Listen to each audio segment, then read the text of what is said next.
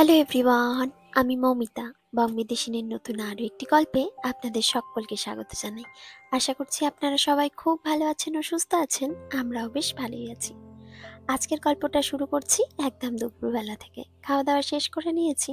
আজকে শনিবার, যদিও আজকের ব্লগটা বেশ অনেক আগেকার, মানে পুরোনো দিনের। আসলে কি হয়, ব্লগ যেহেতু শুরু করেছি তাই সবসময় ভিডিও রেকর্ড হয়ে যায়, কিন্তু সেগুলো সময় মতো এডিট করে তারপর তাতে ভয়েস ওভার দিয়ে আপনাদের সঙ্গে যে শেয়ার করব সেটা আর হয়ে ওঠে না। সংসারের কাজ, ইভানের দেখাশোনা, তার উপর এদিক ওদিক আবার নতুন, সমস্ত কিছু ঠিকঠাক মতো করে এডিট না করতে পারলে, ভালো করে কথা না বলতে পারলে মনটাও কীরকম খচখচ করে। তার জন্যই বলতে পারেন অনেক দিন আগের একটা ব্লগ আজকে আপনাদের সঙ্গে শেয়ার করছি। আমাদের এখানে যেহেতু বছরের বেশিরভাগ সময়টাই শীতকাল, খুব বেশি বাড়ির বাইরে শীতকালে যাওয়া হয় না। তাই যখন ওই যে সামারটা পড়তে শুরু করে এপ্রিল মাসের শেষে, তখনই খুব ইচ্ছা করে বাইরে একটু ঘুরে ঘুরে বেড়াই। আসলে ইভান তো খুব ছোট, ভয় পায় যে শীতে বেরোলে ওর যদি ঠান্ডা লেগে যায়।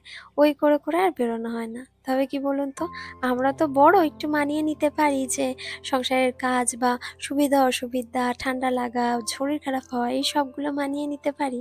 বাচ্চাদের কিন্তু মন বসে না। ওরা সবসময় চায় একটু বাইরে থেকে ঘুরবো, খেলবো। আর স্কুলে যতটুকু যায় ততটুকু খেলতে পায়। তবে স্কুলের ওই গণ্ডির মধ্যে আর বাড়িতে এলে বাড়ির গণ্ডির মধ্যে, বলতে পারেন গোটা শীতকালটা এটাই ওদের জীবন হয়ে দাঁড়ায়। তো এখন যেহেতু মোটামুটি এপ্রিল মাসের শেষ হয়ে গেছে, তাই ইভানের বাবাকে বেশ অনেক দিন ধরে বলছিলাম যে চলো না সামনের পার্কটা থেকে ঘুরে আসি। আজও একটু সময় পেয়েছে, তাই এই তো আমরা আজকে দুপুরবেলা আম দই খেয়ে তিনজনে মিলে বেরিয়ে পড়বো। Where is Ivan? Hey, I am. Where? Mummy and Ivan? Yes. Ready? Daddy! Daddy! Daddy! Yes, Do you look in? I'm ready. Let's go. Party.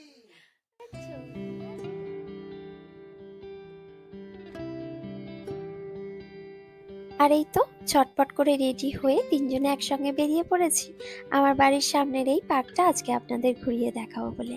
আসলে ইস্টারের সময় ইভানদের স্কুলে 2 সপ্তাহর মতো ছুটি থাকে। তবে ইভানের পাপায়ের তো অফিসের ছুটি থাকে না, তাই শনি রবিবার ছাড়া খুব একটা বেশি বেরোনো হয় না। আজকের ওয়েদারটাও ভালো, আবার শনিবার সংসারের কাজগুলো তাড়াহুড়ো করে শেষ করে তিনজনে একসঙ্গে বেরিয়েছি। কি অপূর্ব সুন্দর লাগছে দেখুন জায়গাটা। নীল আকাশ, তার মধ্যে সাদা মেঘ, একদম পুরো মনে হচ্ছে যেন পাহাড়ের মতো জমে রয়েছে। আমার না পাহাড় খুব বেশি পছন্দ, সমুদ্রের থেকেও। আর যখন আমি এরকম নেচার ফ্রেন্ডলি জায়গাতে আসি, তখন মনে হয় সারাক্ষণ চারিদিকে শুধু চেয়ে চেয়ে দেখি। এখন ওয়েদারটা তো চেঞ্জ হয়ে যাচ্ছে, মানে বললাম না সামার আসছে, তো এই সময়টা করে গাছের নতুন পাতা আসে, নতুন ফুল আসে, চারিদিকটা আস্তে আস্তে সবুজ হয়ে ওঠে।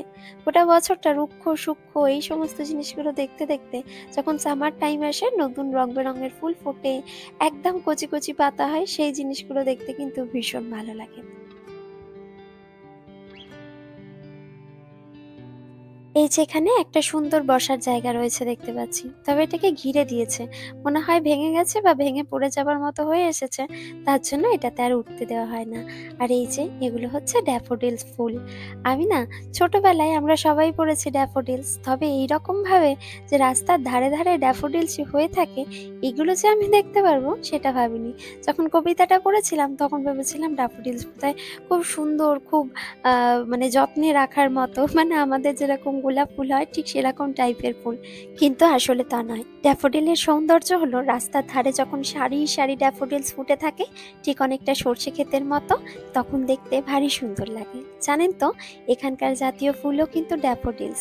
ইভানকে অল্প অল্প করে এগুলো শেখাচ্ছি, তবে ওর ছোট মাথায় অত বেশি মনে রাখতে পারে না। ওই ভারতের যা যে মানে ফুল ফল আছে সেগুলোই মোটামুটি ওর মাথাতে ঢুকেছে। আর এই যে এত বড় ডান্ডিটা ধরতে গিয়ে ভেঙে ফেলেছে, তার জন্য আবার ওর জন্য ছোট করে দিলাম। রাস্তার ধারে দুপাশটা দেখুন, পুরো মনে হচ্ছে যেন সবুজ ভেলভেটের চাদর দিয়ে মুড়িয়ে রাখা হয়েছে। ছোটবেলায় এরকম ঘাসের উপর দিয়ে কত খেলাধুলা করেছি, পায়ে যে কত কাঁটা ফুটেছে, মাঝে মধ্যে এগুলো মনে পড়ে এরকম জায়গায় এলে। ইভান তো সেগুলো কিছু জানেই না। যখন মাঠের মধ্যে খেলাধুলা করে ও একটু আধটু বুঝতে পারে ঠিকই, তবে আমাদের ছোটবেলার মতো ওদের ছোটবেলাটা নয়। তবে ওর সঙ্গে আর কেই বা খেলবে, ওই আমি আর ওর বাবা দুজনে মিলেই খেলাধুলা করি। বাড়িতে থাকলে দাদু ঠাকুমা সবার সঙ্গে সঙ্গে মিশে একটা অন্যরকম পরিবেশ থাকে। এখানে ওই স্কুলের বন্ধুরা, বাড়ির কয়েকটা অল্প চেনা জানা বন্ধু বান্ধব আর বাবা মা। তাই জন্য সবসময় চেষ্টা করি ওর সঙ্গে অনেকটা সময় কাটানোর জন্য। আর কি বলুন তো, বাচ্চারা যত বেশি খেলাধুলা করবে, প্রকৃতির সঙ্গে মিশবে, তত বেশি ওদের ইমিউনিটি সিস্টেমটা কিন্তু ভালো হয়, মেন্টাল ডেভেলপমেন্টটাও ভালো হয়। আপনি যতই মুখে বলে পড়িয়ে শেখানোর চেষ্টা করুন না কেন, দেখে বুঝে সেই যে শেখাটা হয় সেটা কিন্তু অনেক বেশি ভালো হয়। তাতে ওর জ্ঞানের বিস্তারটাও কিন্তু অনেক বেশি হয়।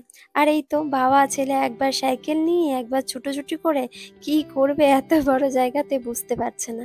আর জানেন তো, এখানে স্কুলগুলোতেও কিন্তু পড়াশোনার উপর খুব বেশি চাপ দেওয়া হয় না। স্কুলগুলোতেও অর্ধেক সময় পড়াশোনা আর অর্ধেক সময় খেলা হয়, বা বেশিরভাগ সময়টাই খেলার মাধ্যমেই কিন্তু ওদেরকে সমস্ত বিষয়টা শেখানো হয়। এমনকি লেখার উপরেও জোর দেওয়া হয় না। মোটামুটি 7 বছরের আগে যে যতটা লিখতে পারে বা যতটা শেখে ততটাই ওদের শিখতে দেওয়া হয়। জোর করে 1 2 বা ABCD শিখতে হবে, লিখতে হবে, তার ব্যবস্থা করা হয় না। বিভিন্ন ধরনের অ্যাক্টিভিটির মাধ্যমে এখানে অ্যালফাবেটস, নাম্বার, নাম, ওয়ার্ড সমস্ত কিছু শেখানো হয়। লেখার থেকে বেশি পড়াতে জোর দেওয়া হয়। মানে মুখে মুখে সমস্ত কিছু বলা, বিভিন্ন ধরনের সোশ্যাল অ্যাক্টিভিটি, নিজে যাতে নিজের সমস্ত কাজ করতে পারে সেই ধরনের শিক্ষা, অর্থাৎ মানবিক শিক্ষাটা, নিজের সেলফ ডিপেন্ডেন্ট হওয়ার শিক্ষাটা এখানে আগে দেওয়া হয়। আপনাদের মধ্যে অনেকেই বলেছিলেন এখানে স্কুল বা কলেজগুলো নিয়ে আমি যেন কোনো কিছু জানা থাকলে সেগুলো আপনাদেরকে জানাই। সত্যি বলতে কলেজ সম্পর্কে আমি খুব বেশি কিছু জানি না, তবে স্কুলগুলো নিয়ে বেশ কিছু তথ্য আমার কাছে আছে, যেগুলো পরবর্তী ভিডিওতে আপনাদের সঙ্গে অবশ্যই শেয়ার করব। এখানকার বেশিরভাগ পার্কে অল্প একটু জায়গাতে বাচ্চাদের অ্যাক্টিভিটি করার মতো বিভিন্ন ধরনের ব্যবস্থা করা থাকে। যেমন ওই যে দোলনা থাকে, ঢেকুচকুচ থাকে, বিভিন্ন মইয়ের মতো অংশ করা থাকে যেগুলো দিয়ে স্লাইড করা যায়, গ্লাইডিং করা যায়, এরকম। এমনকি খুব ছোট বাচ্চারা যদি আসে তাদের জন্য আলাদা রকম দোলনাও করা থাকে।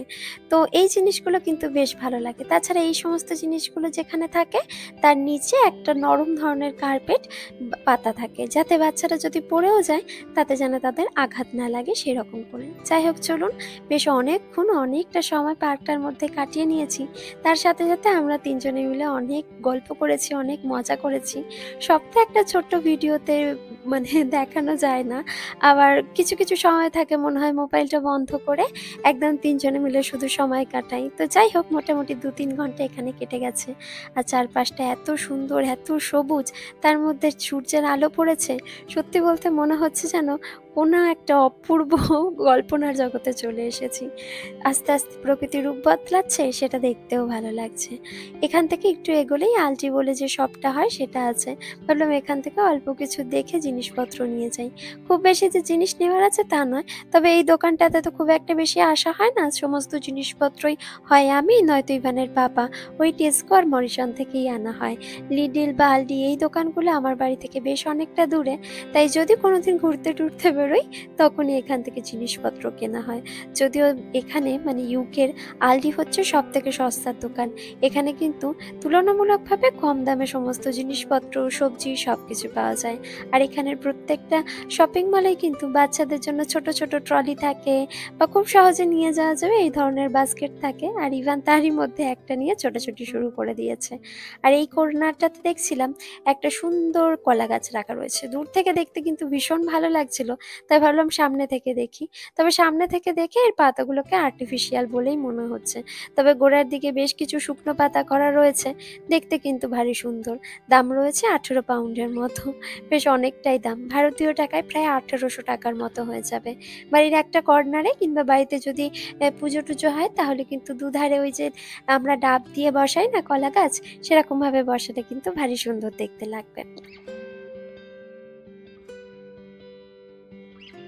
আজকে আমাদের এখান থেকে খুব বেশি জিনিস নেওয়ার নেই, তবুও যেগুলো মনে হচ্ছে নিয়ে নিলে বা দাম কম আছে ওরকম 2-1টা জিনিস নিয়েছি।